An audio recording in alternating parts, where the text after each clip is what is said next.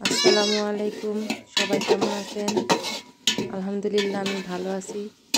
আজকে আমি একটা নতুন ভিডিও নিয়ে আপনাদের সামনে হাজির হলাম। সেটা হচ্ছে আমাদের নওগাঁর আলুর ঘাটি। নওগাঁয় আলু ঘাটিটা অনেক বিখ্যাত, মানুষ অনেক পছন্দ করে আলুর ঘাটি। যে কোনো অনুষ্ঠানে আলুর ঘাটিটা অনেক মানুষ পছন্দ করে, তাই আজকে আমি আমার রান্না করে এই আলুর ঘাটি রান্না করতেছি। আপনারা অনেকেই জানেন আলুর ঘাটি নওগাঁর বিখ্যাত। এটা আজকে আমি রান্না করতেছি সেটার জন্য মাছ কষিয়ে নিচ্ছি। পেঁয়াজ মশলা দিয়ে মাছটা কষিয়ে কিছুক্ষণ কষানো লাগবে। আমার কিউট ছাগলের বাচ্চা একটা মারা গেছে, একটা আছে।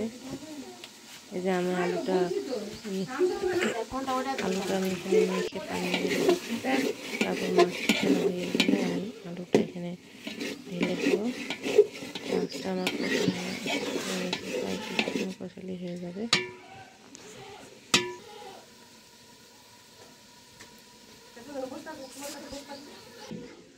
বাচ্চাটাকে দেখতে অনেক ভালো লাগছে, তাই বাচ্চাটাকে আবার দেখাচ্ছি।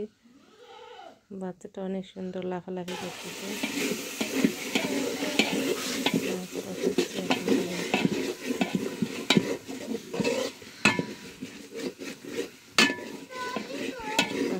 বেশিক্ষণ কষাতে ভালো লাগে খেতে, তাই আমি বেশিক্ষণ কষাচ্ছি। সবখানে এটা হচ্ছে বিয়ে বাড়ি অনুষ্ঠান হোক, যে কোনো অনুষ্ঠানে আলু ঘাটি নওগাঁতে চলবে। আলুটা আমি এখন দিয়ে দিচ্ছি, দিয়ে কিছুক্ষণ আলুটা আবার কষাতে হবে, কষানোর পর পানি দিতে হবে, দিয়ে আবার কিছুক্ষণ কষাতে হবে। এভাবেই আলু ঘাটি রান্না করতে হয়। অনেক টেস্টি, আপনারা রান্না করে খেয়ে দেখবেন, অনেক ভালো লাগবে।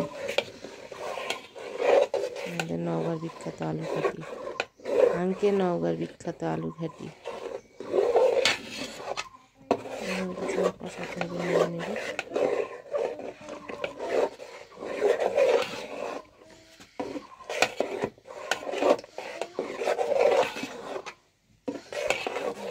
কষিয়ে নিয়ে আমি দিয়ে দিচ্ছি আমাদের নওগাঁর সেই আমধনির পাতা, যেটা আলু ঘাটিতে দিলে অনেক ভালো লাগে খেতে।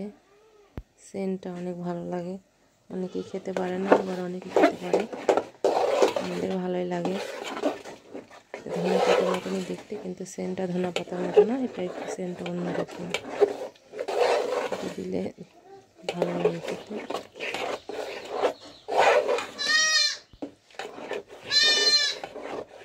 আলু ঘাটি রাঁধতে কিছুক্ষণ সময় লাগে, সময় ধরে ধরে কষিয়ে কষিয়ে রাঁধতে হয়। আমি আবার একটু পানি দিয়ে দিলাম,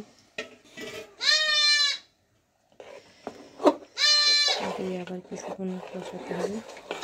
কষানোর পরে আবার পানিটা শুকিয়ে আসলে আবার একটু পানি দিয়ে কষাতে হবে। আলু ঘাটি কষানো হচ্ছে, কষাতে কষাতে আমাদের বাড়ির পোষা বিড়াল আলু ঘাটি হয়ে যাচ্ছে। আরেকটা তরকারি কেটে নিচ্ছে।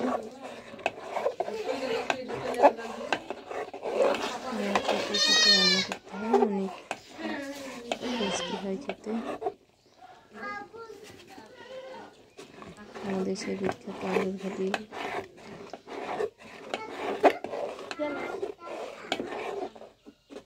সবাই ভালো থাকবেন, লাইক সাবস্ক্রাইব করবেন।